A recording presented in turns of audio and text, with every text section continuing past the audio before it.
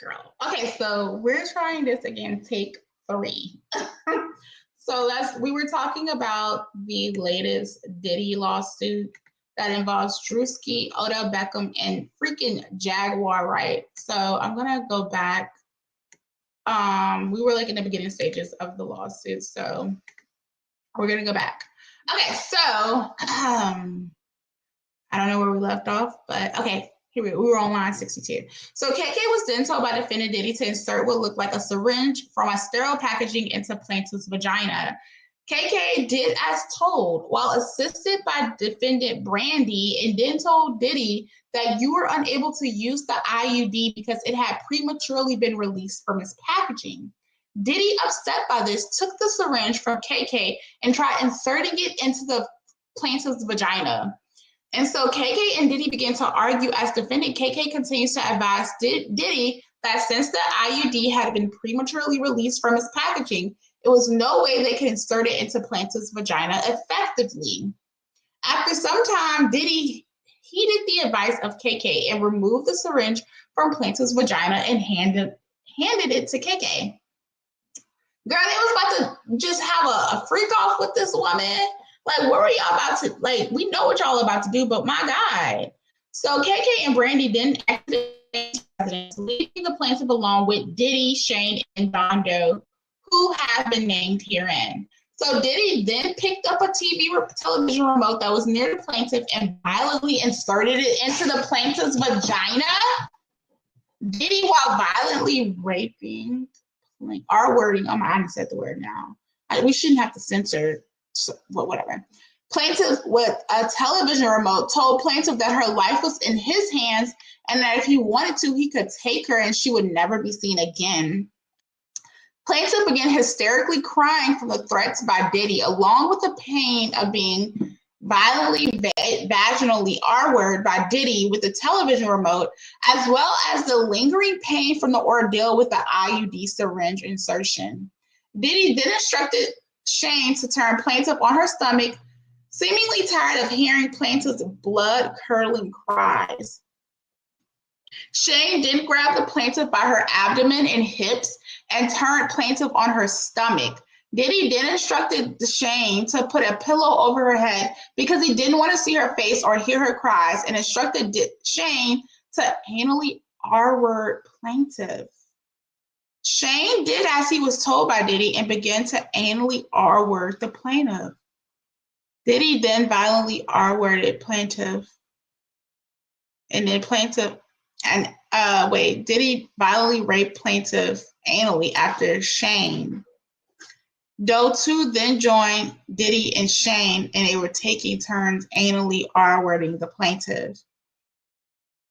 Immediately after defendant Doe 2 R-worded plaintiff, he exited defendant Shane's residence. Diddy then instructed another defendant, Doe, to also R-word plaintiff. Defendant Doe has, this is dark, y'all. This is demonic. This is demonic. This is really troubling for me to read. Instead of immediately R-wording plaintiff, wait, back up. We're on line 76. So Diddy then instructed another defendant, Doe, to also R-word plaintiff. Doe has been determined to be Druski. Instead of R-wording plaintiff, Druski doused plaintiff with more oil or lubricant and then jumped on top of her naked and oil body, treating it like a slip and slide and knocking the wind out of plaintiff due to his enormous size. Druski then caught himself from sliding over plaintiff's oil body and off the bed, and he then began R-wording plaintiff vaginally. While Druski was R-wording plaintiff, Diddy sat in a chair near the bed and began masturbating while recording plaintiff rape by Druski. Girl, what in the heck? My God. This is demonic, y'all. I don't know if it's true or false. I know Druski and Odell spoke out. We haven't even got to Odell or Jaguar right. I'm really curious about why Jaguar in this lawsuit. So while defendant Druski was already plaintiff, Diddy sat in a chair near the bed and began masturbating while recording plaintiff's R word by defendant Druski. Another party's phone fell on the bed near plaintiff. Plaintiff then attempted to grab the phone, but it slipped out of her hands and onto the floor due to the oil lubricant that had been doused all over her person by defendant Diddy and Druski. Defendant Diddy began laughing at plaintiff's attempt to grab the phone. Throughout this violent gang R word, Diddy made constant belittling remarks to plaintiff, including that he owned her now. At some point during this ordeal, plaintiff remembered defendants referring to another defendant, Doe, as Cornelius, and remembered the name because it was so odd and unique. Plaintiff has come to discover that defendant Doe Cornelius, who R-worded her, was Odell. Plaintiff's body was becoming more and more limp over the course of the violent R-word until eventually she had no control over her body, nor could she move her body. When defendant Druski finished R-wording plaintiff, KK entered the room to examine the condition of plaintiff, who was barely able to move or control her bodily functions. KK examined plaintiff to see if she needed assistance and was about to give plaintiff an IV fluid. Plaintiff cannot be certain if she did or did not receive such intravenous intervention. KK then opened a different bag, different than the one Diddy removed the oil from. Plaintiff observed several medicine bottles, IV fluids, bags, and other unidentified powder-like drugs. KK then removed a pill from one of the medicine bottles and gave it to Diddy. Diddy then inserted the pill into plaintiff's mouth and down her throat to where plaintiff had no choice but to ingest the unknown pill. Diddy, Shane, KK, Odell, and Druski then exited the residence to the backyard where they smoked marijuana and cigarettes. Plaintiff remained in an almost lifeless state in Shane's bedroom until she finally regained her bodily functions. Plaintiff began looking for her clothes in her purse that contained her car keys and cell phone, but could not discover them in the room or anywhere in the apartment. Plaintiff was only able to find a t-shirt on the floor, which she put on to cover her naked body. Plaintiff also observed a black condom wrapper on the floor of the bedroom, which she assumed was used by one of the defendants, most likely Diddy, during the R word. Plaintiff then found a knife with the assistance of Doe. Plaintiffs and headed to the backyard where defendants were smoking, as that was the only way to exit the premises onto the street. Plaintiff concealed the knife on her left side as she exited the apartment to the backyard area. Upon coming to the exit of the home, which led to the backyard, plaintiff was met by big homie Cece, who was standing at the door between the resident and the backyard. By the time plaintiff was able to compose herself and come to the backyard, KK was no longer in the backyard, but upstairs on the patio balcony with Brandy. Doe allowed plaintiff to walk to the backyard where defendants were still smoking. Doe did not see the knife that plaintiff concealed on her left side, as it was obstructed by the oversized t-shirt plaintiff was wearing. Plaintiff observed Diddy still partially nude from the assault, while the other defendants had on their clothing. Shane then left to the upstairs portion of the patio balcony where KK and Brandy were already situated. Plaintiff then sat down on a makeshift seat in the backyard when defendant Diddy noticed her presence and remarked that he was surprised that she was able to walk because he had given her enough drugs to take out a horse. Y'all, this is crazy. This is very, very, very, very crazy. I don't even know, girl. Whew. God bless her. If this is all true, we're more inclined to always believe the victims, which is fine, but the law is innocent until proven otherwise. But this in particular is a civil lawsuit. So this is not a guilty or innocence. It's more of a liable or not liable liability. But whatever. So Shane then left to the upstairs portion of the patio balcony where KK and Brandy were already situated. Plaintiff then sat down on a makeshift seat in the backyard when Diddy noticed her presence and remarked that he was surprised she was able to walk because he had given her enough drugs to take out a horse. That. Plaintiff then asked Diddy what he gave her, and he laughed and did not provide a response. Diddy then made further comments to plaintiff in a jovial, friendly manner, asking her why they hadn't partied together before because it was so much fun and he hadn't had any ass that tight in a while. Okay, so this makes me think, remember when it was Fabulous and they were doing some sort of interview? It was Fabulous, Diddy, and a couple other men in the room. And Diddy was like, Fab, when we gonna party? We ain't never partied together. And he was like, man, blah, blah, blah. He was like, but no, we ain't really party. So I don't know. That's what that reminds me of. So the lawsuit further states that Big Homie CC then equipped at Diddy that he probably hadn't had any ass that tight because he's not used to having anal sex with women, which Diddy and Doe laughed at. Plaintiff then told Diddy that she did not party with him and she did not enjoy partying with him and that he R-worded her. Diddy did not like plaintiff's response to his lighthearted commentary and offered plaintiff money and instructed plaintiff to say that the violent R word was consensual and that she was a sex worker. Plaintiff became enraged and yelled at Diddy that her R word was not consensual, she was not a sex worker, and she refused to take any money from him and would tell the police that he had R-worded her. Diddy then told the plaintiff no one would believe her, that she had been R-worded by him, and if she did tell anyone, such that they would harm her family. So Big Homie CC then showed plaintiff his phone, which looked as if it was outside of plaintiff's estranged sister's residence, as she could see her sister sitting on the couch and her sister's spouse on a balcony. It looked as if someone was outside the residence streaming this video to defendant Big Homie CC's phone. Y'all, that is scary. Oh my God.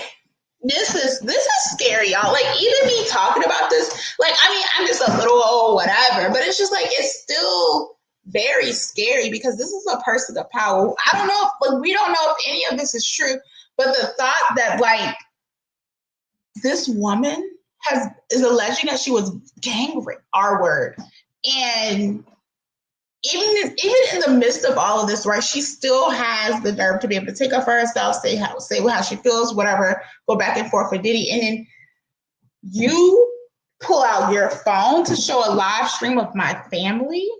Oh, my God. Yeah. So it says, plaintiff, while rattled by what she was seeing on defendant CC's phone, was still angry about being gang, and was not complying with Diddy's request to take the money, being offered to say that the rape was consensual. Y'all, I didn't say the word. I don't know. I didn't say the word. Diddy then called defendant Janice in an effort to further convince plaintiff not to report the assault. Janice yelled at the plaintiff to not hurt her son. So this is Diddy's mom. Excuse me. So this is Diddy's mom, y'all, Janice. So this is what. So she's listed in the lawsuit as well as a defendant. So, okay, girl. All right. So plaintiff told defendant that her son had violently R-worded her, and Janice, seemingly unfazed by the statement, then continued her demands with plaintiff to take the money being offered and not report the R-word to law enforcement. Y'all, I heard that P. Diddy's mom is actually his aunt. I don't know how true it is, but I did hear, and I heard some other crazy things, but it's all conspiracies. Diddy then made further threats that he had gotten off from bigger crimes than this and referred to Tupac again, further antagonizing the plaintiff. Because remember, she made a comment about him murdering Tupac, and I guess this is how all this started, child. So Big Homie CC then turned defendant Diddy and pulled his gun on him, asking him to repeat what he said in reference to Tupac. As the two of them were exchanging words, plaintiff went behind defendant CC, where he seemingly began to protect plaintiff. CC then advanced to Diddy, questioning him over the comments he made about Tupac. During this commotion, a neighbor directly across the street came outside and peered into the backyard and asked what all the commotion was about. Big Homie CC then pointed the gun at the neighbor and instructed him to mind his business and return to his residence. Girl, oh my God, this is chaotic. This is demonic and chaotic. Oh, chaotic. Yeah. Big Homie CC turned the gun back on Diddy. Plaintiff, not far behind, Big Homie CC tried to grab Big homie CC's hand that had the gun. The gun then went off and hit a hill behind Shane's residence. Diddy then ran up back the stone. Well, how your security guard pull a gun out on you? Girl, what in the world? Diddy then ran up the back stone stairs near the hill in the backyard towards where defendant KK, Shane, and Brandy were. Plaintiff charged towards Diddy, moving the concealed knife from her left hand to her right hand in pursuit of Diddy. Plaintiff then pushed Diddy from behind while on the stone stairs outside, causing him to fall with his back to plaintiff.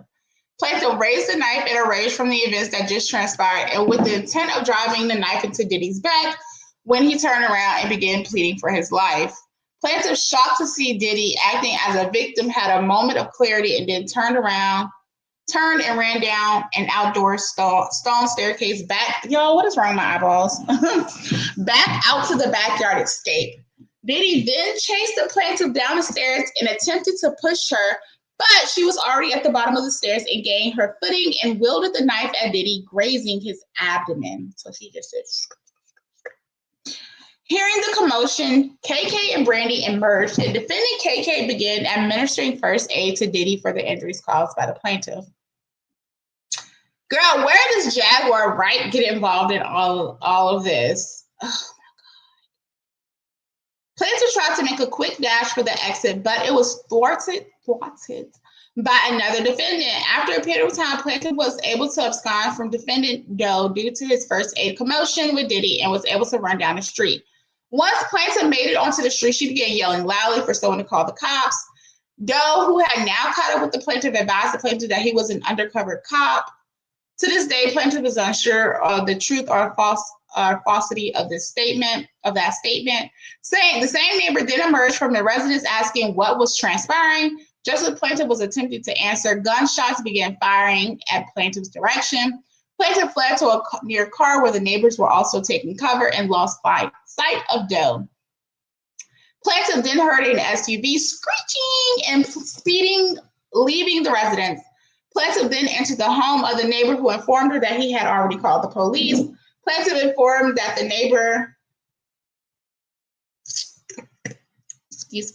Plaintiff informed the neighbor that it was Sean Combs who had R-worded her and shot at them, but the neighbor was unaware who Diddy was.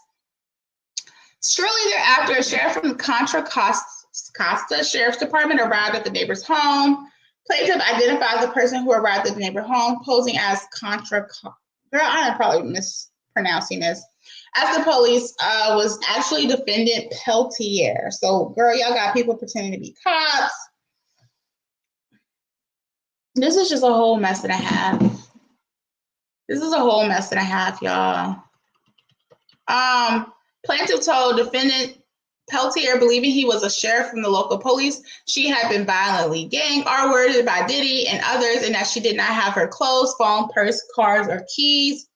Car keys or cell phone. Defendant Peltier, falsely posing as a sheriff, told plaintiff and the neighbor that they had received several noise complaints prior to the call and instructed plaintiff to find a way to get home. He did not offer to take her home, nor did he call emergency services, including an ambulance. He didn't even offer, nor did he offer to take us to the hospital, nor did he offer to help plaintiff recover her clothes. Oh my God, excuse me, y'all. I'm getting sleepy. It's been a long weekend. So, nor did he offer to help her recover her clothes or the effects from defendant Shane's residence. Golly. So the sheriffs have confirmed that a police report was made that night by plaintiff Parham. Sheriffs have refused to release any information related to the complaint on the night in question to any source, despite numerous attempts made via the Freedom of Information Act. The plaintiff observed defendant Peltier hand something to the neighbor. What looked to be an envelope at the door. As defendant Peltier exited, the neighbor went to a nearby room and quickly returned empty-handed. Plaintiff believes the envelope contained cash. Hush money, is what it sounds like, right? The neighbor offered to let plaintiff sleep on the couch until she could figure out a way to get her possessions and get home. But plaintiff declined, uneasy and unsure about the exchange with the cops and the neighbor and the police, and only remained at the neighbor's residence for a short period of time. Defendant Peltier, posing as Contra hostile law enforcement left. So, girl, what just happened?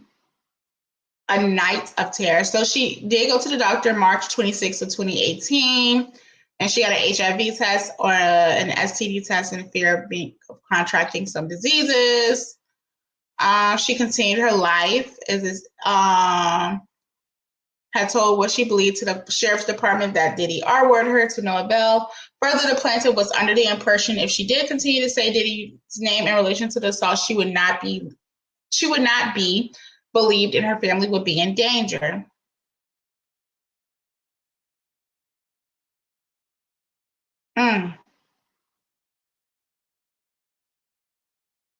So she also believed that the rape was set up because Shane had started driving a new car, and she think that this was a payment by Diddy for setting up the R word.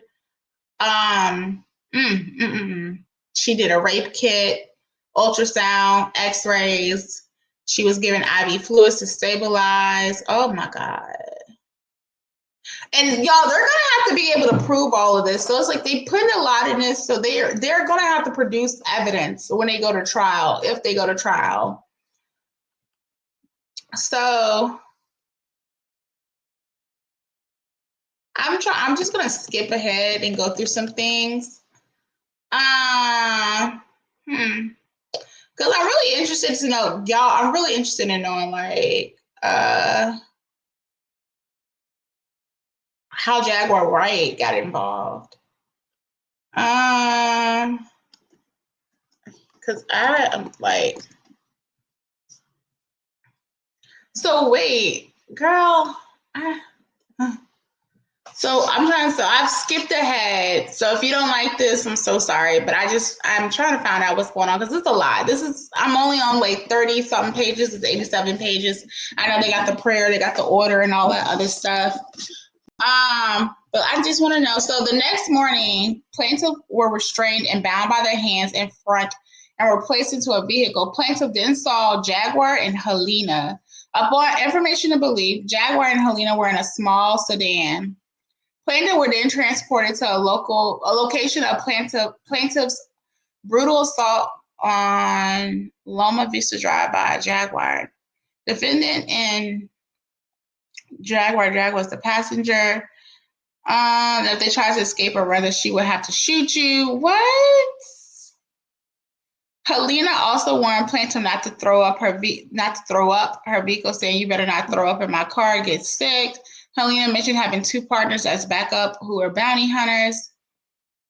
Girl, Jaguar aggravated, stated, you let them know who you are. That's really great.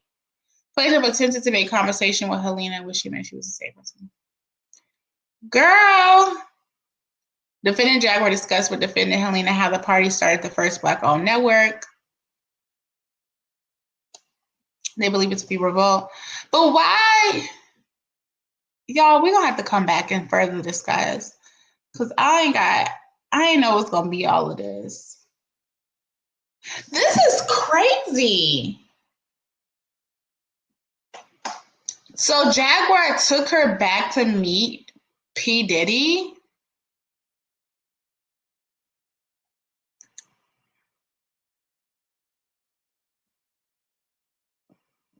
Girl. Oh my God, this is nuts. Okay, I ain't got time for all of this. If I would have streamed correctly like I was trying to earlier, girl, y'all know I got stuff to do. Oh, baby. This is barnacles. Absolutely barnacles. So, final thoughts. This lawsuit is a lot. They're going to have to prove this. Is this a money shakedown because of all the stuff that's going on? I don't know. I really don't know. It's very detailed. And they're putting in, she got a rape kit. She did all these things. She went to the hospital. And these are things like that can be easily traceable. Like they can go back and see, right? Who is this neighbor? Was the neighbor given hush money? Druski came out with a statement saying he wasn't famous in 2018, but I mean, does that even matter? How long has Druski been out? It's 2025. You know, oh God, time going back has got me yawning like crazy. Girl, I'm older than Druski. Look, I thought he was older than me. Girl, I thought he was like in his mid-30s. Wow, wow, wow. So he started posting in October 2017. I don't know when he blew up, but he made a comment saying he wasn't even famous back then. But if this is true, I don't know. Maybe like the Illuminati, like if it's a real thing, maybe they do the early recruitment trial and they see somebody who got that thing about them, that whatever, that spunk, and they reel them in. Who knows? But what I will say is that I know there are some people who don't believe this lawsuit. There are some people who are laughing at it, but it's serious. And I am more inclined to always believe the victim for the most part until proven otherwise, because I would hate to want to believe or think like, why would someone make this up? I mean, but you do come across that as attorneys. Sometimes people lie and it's a money grab, but what lawyer really is willing to risk their license of filing a frivolous lawsuit and risk getting sanctions and all these other things? So in due time, the truth will come out. I do believe there is some truth to all of these lawsuits and all of these criminal cases and things that's being filed against P. Diddy. But I think he also, for his criminal matter, they are going to trial in May, so we will see how that goes. A lot of times when there's a lot of lawsuits that are being filed against people, I can't even think of the word right now, but I talked about it in another video pertaining to Diddy. But the lawyers can basically, I can't even think of the word of it right now, the terminology, the legalese. But they can file a motion basically pausing, all my lawyers help me out, or whoever, if you can think of the word, but basically pausing other lawsuits until the criminal matter can be handled or resolved, because you don't want to handle the civil matters and have that lawsuit first, because whatever you say are using that civil lawsuit, and if you're found liable, can be used against you in your criminal matter. So strategically, it's better to handle the criminal matter first, then handle the civil matter afterwards. And it also has a lesser burden, and you're more likely to be found liable in a civil proceeding versus a criminal matter, because the burden is much higher in a criminal matter because you have to be found guilty beyond a reasonable doubt. Whereas in civil matters, it can be clear and convincing, preponderance of the evidence, whatever the case may be, just a lighter burden, and you're more likely to be held liable there versus being held guilty or convicted of being guilty in the criminal matter. So let me just stop sharing my screen. I should have probably stopped sharing my screen to close this out. Girl, I am all over the place. Like, look how my computer is. Y'all can't even see me like that. Oh my God. But so yeah, this is unfortunate. This is crazy. This is a lot. I don't even know what to think right now, because of how just whatever that lawsuit is, how much information and how detailed it is.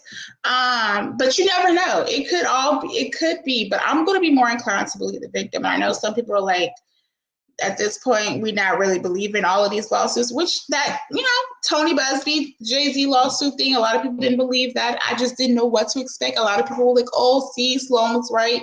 Jay-Z time is coming. And it's like, girl, I don't even know. It's so much on the internet. We live in a very litigious society where people like to file lawsuits all the time. People thought that the Rihanna lawsuit with Beyonce and Jay-Z was real, but it wasn't. When I looked at it on Justia, it was like lawsuit was filed on a Saturday, hearing was on a Saturday. It was just very bizarre. So, child, I don't even know what to tell y'all. But I'm going to hop off of this live stream because I've been on here long enough and I want to go enjoy my family now. I want to go. So make sure y'all go watch my Telvin Osborne video and Christian Ambonselli when I'm talking about the deep-rooted issues of self-hate when it comes to certain people in certain communities of our community. So anyways, I hope you guys like, comment, and subscribe and enjoy this video, and I'll see you guys later. Bye.